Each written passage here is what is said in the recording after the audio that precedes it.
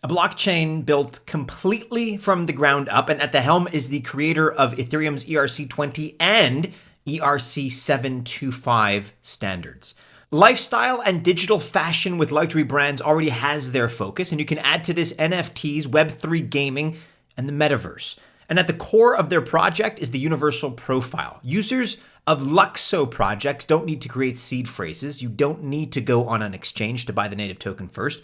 And there's no need to sign transactions. We have been evangelists of Lukso for a while now for a lot of these reasons, and really feel that there's enormous upward potential right now for the LYX token. We already tagged them as a gem over a year ago. You can check out our dedicated video on the topic. I'll add a link to that in the description below. But now it's time for another deep dive into Lukso, particularly because their mainnet is imminent.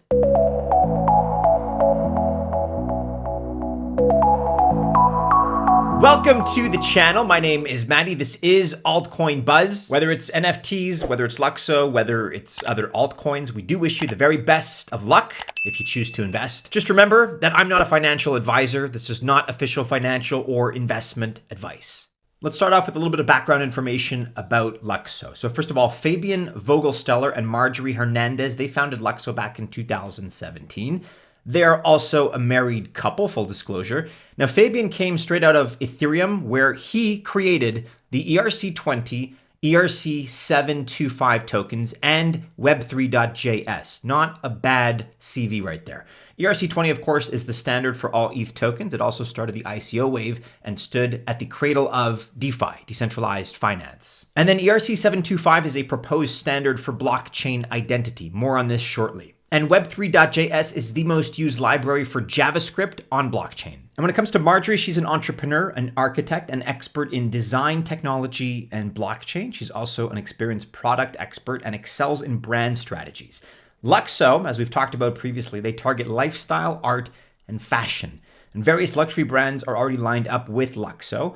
They tend to see Lukso as the new creative economy.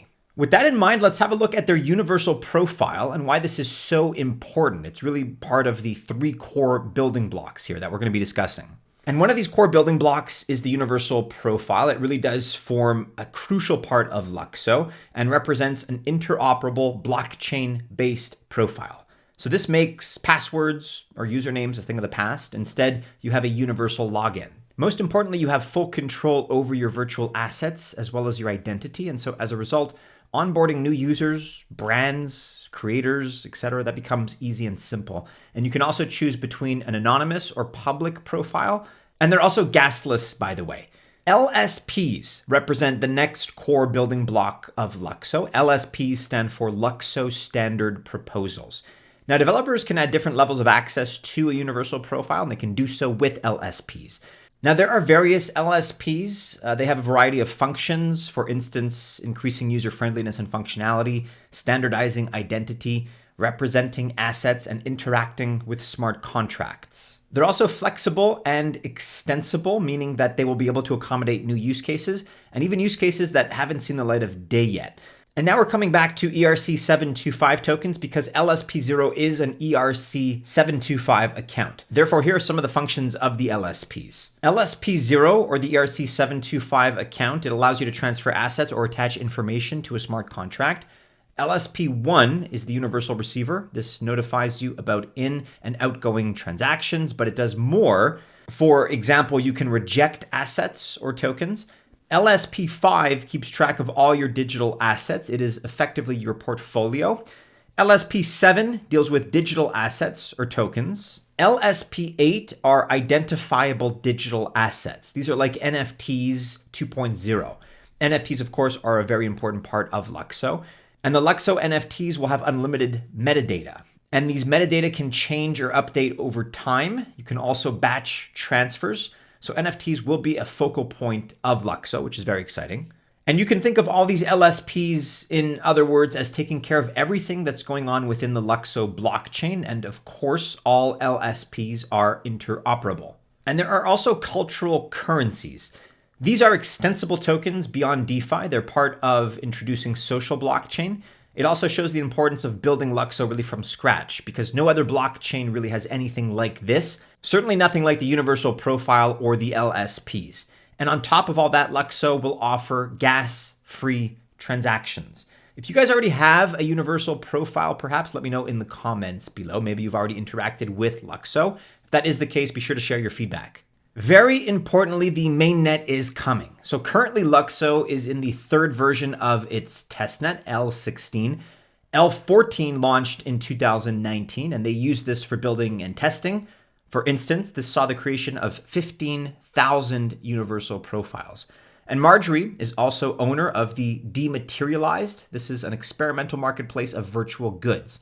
So in other words, so-called phygital fashion assets. Lukso wants to shine in this phygital space. The Dematerialised launched NFT sales in 2021 with brands like Karl Lagerfeld, Vogue, RTFTK, MCQ, and more. And Lukso is also going to keep working with similar luxury fashion brand names. In 2021, L15 was launched. Its goal was to connect the execution chain with the consensus chain, and they used the Lukso orchestrator for this. However, after 2 weeks, the chain stalled, unfortunately. But Ethereum had already connected both chains, so they were saved by the bell.